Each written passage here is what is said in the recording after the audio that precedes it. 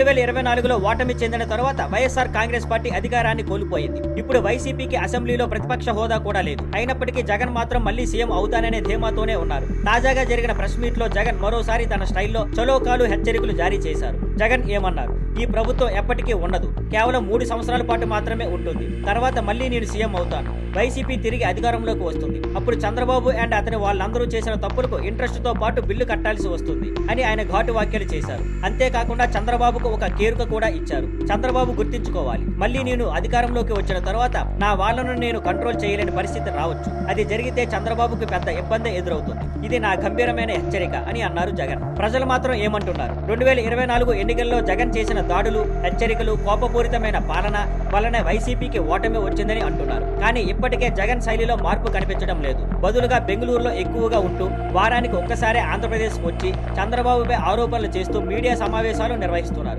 మరోవైపు చంద్రబాబు ఏం చేస్తున్నారు? చంద్రబాబు మాత్రం ప్రతి నెల జరిగే పెన్షన్ కార్యక్రమాలు, ప్రజలతో నేరుగా కలవడం వంటి అంశాల్లో ముందుకు అడిగేస్తున్నారు. ప్రజల పల్సును పట్టుపట్టడం విషయంలో చంద్రబాబు జగన్ కంటే మెరుగైన స్థితిలో ఉన్నారనేది ఓపెన్ సీక్రెట్. మొత్తానికి ఒకవైపు జగన్ వార్నింగ్ ఇస్తుంటే మరోవైపు చంద్రబాబు నిశ్శబ్దంగా పనిచేస్తూ ప్రజల విశ్వాసాన్ని గెలుచుకుంటున్నారు.